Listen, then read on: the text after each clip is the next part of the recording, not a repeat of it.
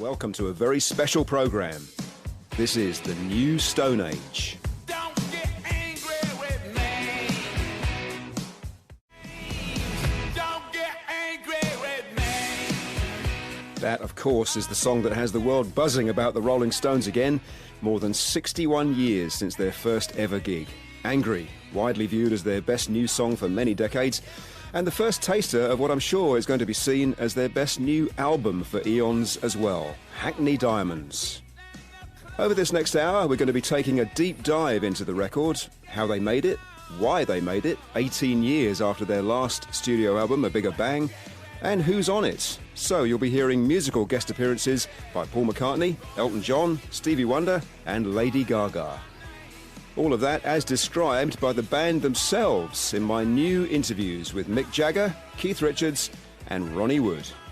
We had a lot of fun making it. After a while, we knew we were getting somewhere, and we were going fast as well. So we do at least 2 tracks a day, if not 3. When you're going fast, you don't have to stop. You know you've got a lot of stuff. And after Charlie handing the baton on to Steve Jordan, this ship kept sailing. We didn't stop. We just kept the wind in our sails, and we said Charlie wouldn't want us to stop, yeah. A lot of people involved, and high pressure. I'm still trying to regurgitate some of the, I did that, oh really, I played that, oh. But great fun to make, and I hope it feels like it. And I'm getting a good response, so, that's cool with me, What a way to introduce an album. And when I sat down with Mick in London for our latest chat, he said how happy he was with Angry and the whole record. It's a good track to kick off with, I think. And it's almost like the first song we recorded now, so yeah, sort of kicks along, which is what you want. I mean, if you're going to be a rock band, you have to, one of the biggest ingredients is energy, and I think this album has that, and feels like it has a cohesiveness, and it's like it's all recorded. We got 2 tracks with Charlie on it, which were done 2019, but the rest of it was all done very quickly in last December, January. So it has that, and it has energy, but it also has some other things. You can't bang all the time, so you got a bit of relief from that. So we tried to make a combination of different styles as well as rockers, but I think the rockers come off. I left that choice of songs to Mick and Keith, really, to chew it over, and I thought, oh dear, here comes an argument, and there was some very nice sorting out and some very diplomatic solutions, and they got on really well and reached an agreement, and okay, you can use that one if you use this one, In a way, it's so bizarre. Oh my God, I'm putting out a new record. I mean, how long? And they're going, yeah, it's, so I'm sort of getting used to this thing again, it's, but you forget, funny how time slips away, Yeah, there should be a song. Had you kind of reached the point where you thought there might not be another Rolling Stones record? Were you at that stage? I don't know, even at a stage where I thought about it. What we do, we go on the road, and we sometimes go in the studio and play. And here's another new Jagger Richards composition on Hackney Diamonds. This is Driving Me Too Hard.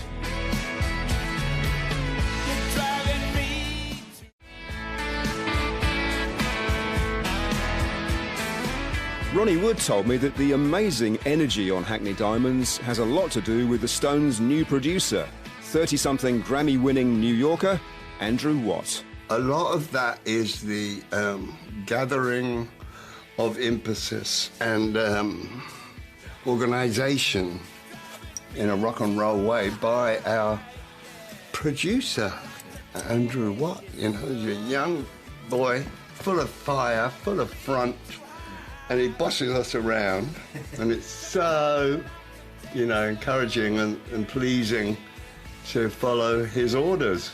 And you go, all right, and I get off when Keith actually listens to him, Normally Keith would go, get that out, Can you put your finger on how much of the record was made, how many of the songs were you and Keith in the room at the same time? And does it ever work that way now, or is it mainly separate? I can't really remember. I mean, we did do these 2 sessions before we went into the LA sessions to do the actual recording, and I brought some of these songs in, and Keith worked on them with me and made the guitar parts that I brought better.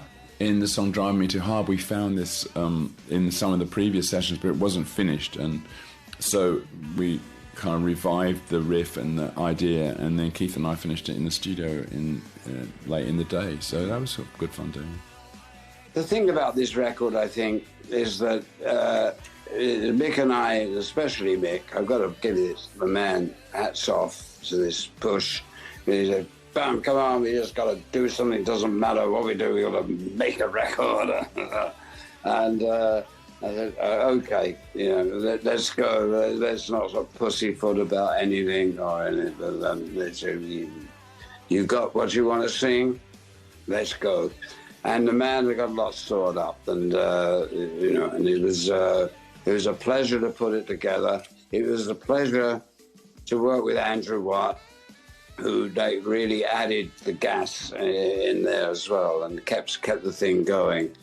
Because I really think probably the most important thing about the record, at least from my point of view, is that it was a lot of energy, and it was like forced in. It was like a blitzkrieg, and it was kind of, if you either went in all the way or you didn't. Let's get close. And, when it comes to this record, there's no need to mention how long these guys have been in the game, because any band of any age would be jealous of the sheer spirit and sense of fun on Hackney Diamonds. And there are a couple of times where they get almost punky in a way that reminds me of how they answered that whole new wave scene back in the late 1970s. A lot of the making of this new Hackney Diamonds reminds me of the Some Girls days in Boulogne-Billancourt outside Paris, where we cut loads of, Tattoo You, Emotional Rescue albums, and starting with Some Girls.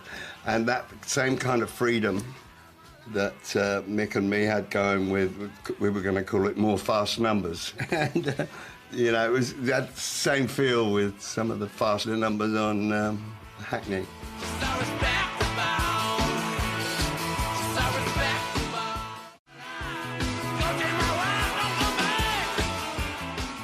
And 45 years after Respectable, the snarl is still the same on the track Bite My Head Off, featuring one of the album's many guest appearances, a brilliant bass solo by Paul McCartney. Obviously, you didn't sort of ever sit down and say, right, we want lots of fellow famous people on this record, but there's some lovely spontaneous appearances on this album, aren't there? Yeah.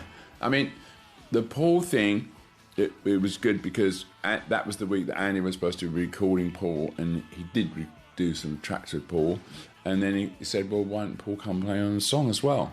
So that was like really fun, and Paul seemed to really enjoy it, and I didn't know which track to suggest he should play on, and when Andy said like do a Bite Your Head Off, I thought that was maybe not Paul's cup of tea, but it turned out he played it brilliantly on it.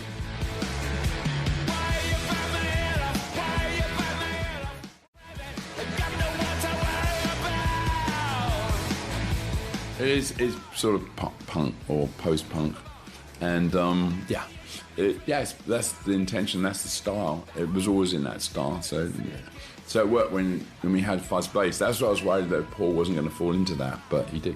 That track does remind me of a Some Girls sort of track, and then Macca walked in, and we were short of a bass player. You guess what you're doing, pal? So yeah, and Paul's a great fun to be around and play around. He's hey man, he's a survivor. I love the way all these tracks end like they're playing them at a gig. Such a live feel about this album, and especially Bite My Head Off with that amazing fuzz bass solo by Paul McCartney. But there's plenty of light and shade on the record too, such as the latest entry in the Stones' country songbook, which of course includes things like Dead Flowers, Faraway Eyes, and this one.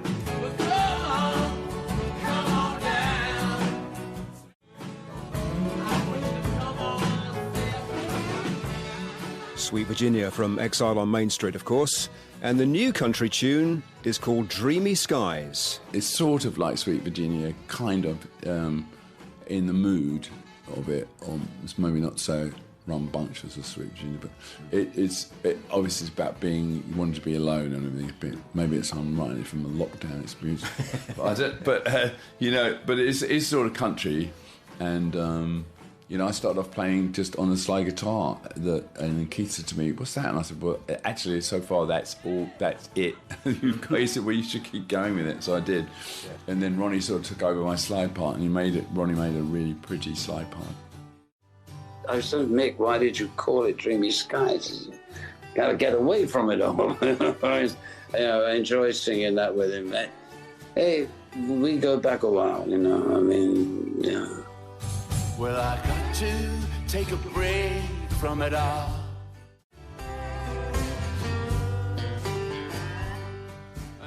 Great slide by Ronnie Wood on Dreamy Skies. And there's loads more from Hackney Diamonds to come, including the return of the classic Stones lineup with Bill Wyman and, yes, Charlie Watts. It does have a slightly different groove, that song, I think, because you've got Bill and Charlie in the original rhythm section. Plus, what happened when Lady Gaga and Stevie Wonder showed up at the studio? She was sitting on the floor, just humming along. He said, "Come on, let's go and work it out then." So they went off, sang it together. It's wonderful. Yeah. Andrew, once again, he said, "Oh, my mate, Stevie Wonder, he's going to pop by later." It was like, what? And much more when the new Stone Age continues. And here's another great track from Hackney Diamonds. This is Whole Wide World. The streets I used to walk on.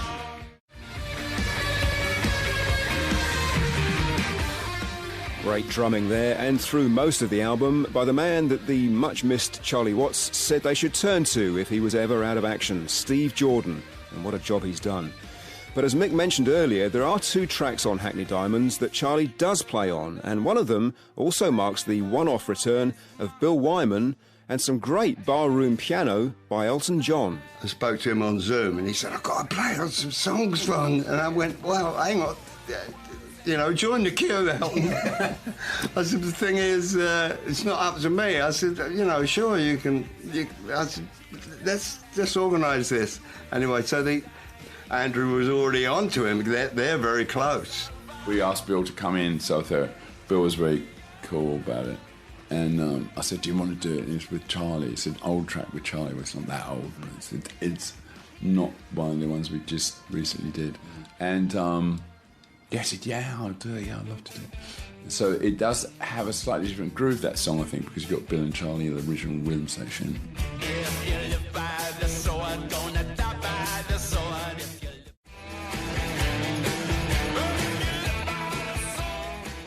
I mean, it must feel weird, just the idea of Charlie being on the record, but obviously no longer with us, It's still emotional. Yeah, I mean, I am emotional, but I like the fact that he's on it, in another way, that, we do have some really great tracks with Charlie on, that we recorded in that period, and some other really good ones, so who knows, we might put some others out.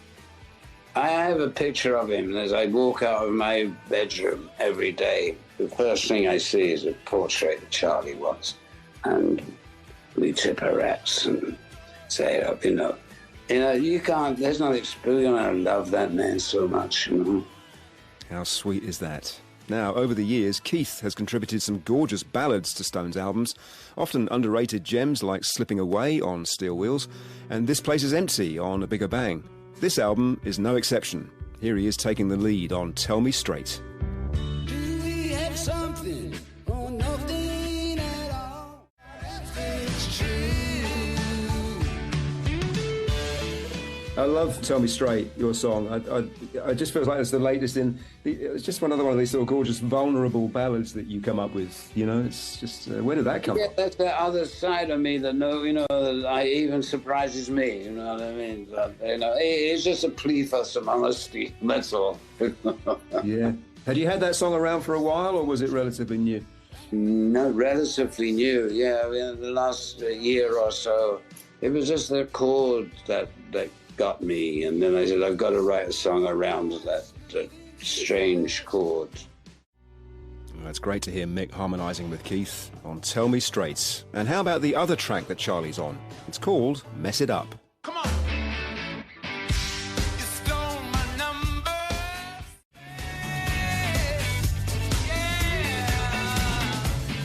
Mess It Up, I wrote that with someone asked me to write a song for, I can't remember who it was, like a big DJ wanted a song, and so I wrote that for that. And then Don Moss said to me, no, the Stones should do that. And I said, I don't think so. And they said, yeah.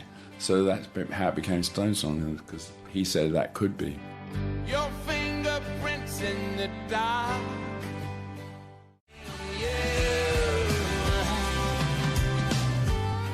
Rolling Stones from Hackney Diamonds, Depending on You. Producer Andrew Watts on bass again, and unsung Stones hero Matt Clifford on piano.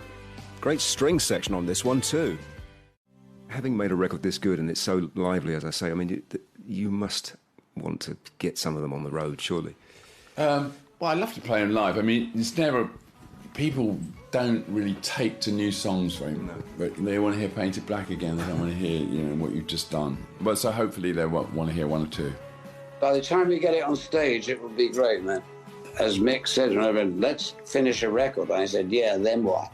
And then we take it on the road. Now, the penultimate track on Hackney Diamonds is the one with two American megastar guests, Lady Gaga and Stevie Wonder. She was sitting on the floor, just humming along. We were doing like a run, throwing it around, and she was like, waiting on the floor, and Mick went, hey, that sounds good, do you want to do it properly? And she said, yeah. She was like a little girl, tiny little thing. Lovely, though. And he said, come on, let's go and work it out then. So they went off, sang it together, it was wonderful. Yeah. Because you knew her, she played on a show, didn't she, one time, some years ago? And yeah, she came in New York, I think. That's right, it was. She had this suit of lights on. She came in my dressing room. She went, Ron, the lights had gone out. I said, don't worry. I said, you get out there, girl. I said, your lights ain't going anywhere. You're already lit up.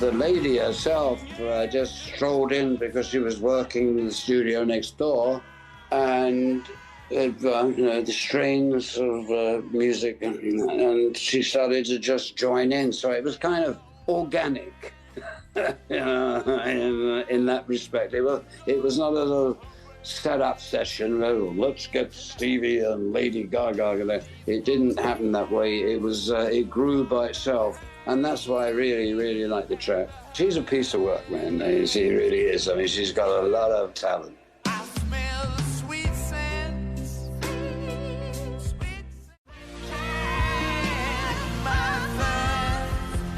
Andrew, once again, he said, oh, my mate, Stevie Wonder, he's going to pop by later. He was like, what?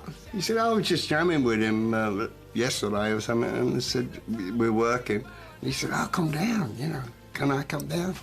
And we went, can you come down? Come on, the genius, open the cage and let those vibes out, you know. And sure enough, we were like kids watching him play. We started talking about when we see each other and last, and it was so long ago that we'd actually played together, and we all remember we went in the rehearsal room, Stevie was doing some new songs, and we went and wrote and did some things, and we sort of reminisced a bit about that before we kicked off. It was quite fun. And he was very, very kind of generous and saying how great it was to see us all again and fun and doing a new song. So yeah, it was really nice. It's a weird thing, right? You work all your life, so no deadlines. This is this is what I work for. But no, you do need them, and that was the thing. I would have called the damn album Deadline, you know. But anyway, yeah, I'm just happy it's out. A lot of people involved, and high pressure.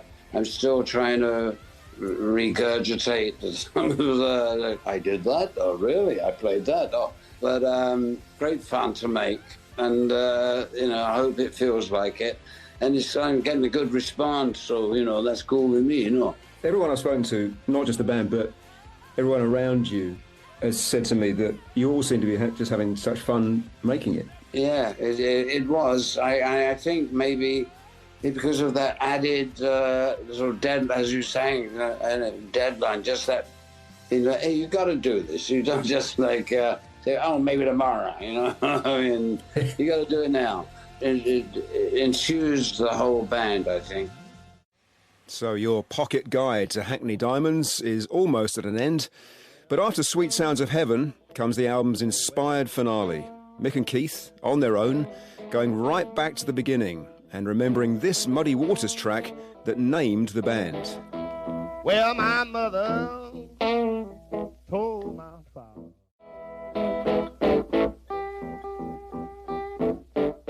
There is a nice thread, and especially also with the Rolling Stone blues at the end, which I do have to once again raise the cap to Andrew Watt for saying, what are you, crazy? You guys have not recorded that one, the most obvious gap in the whole thing, Okay, so yeah, we bought an old 20s guitar and went to work.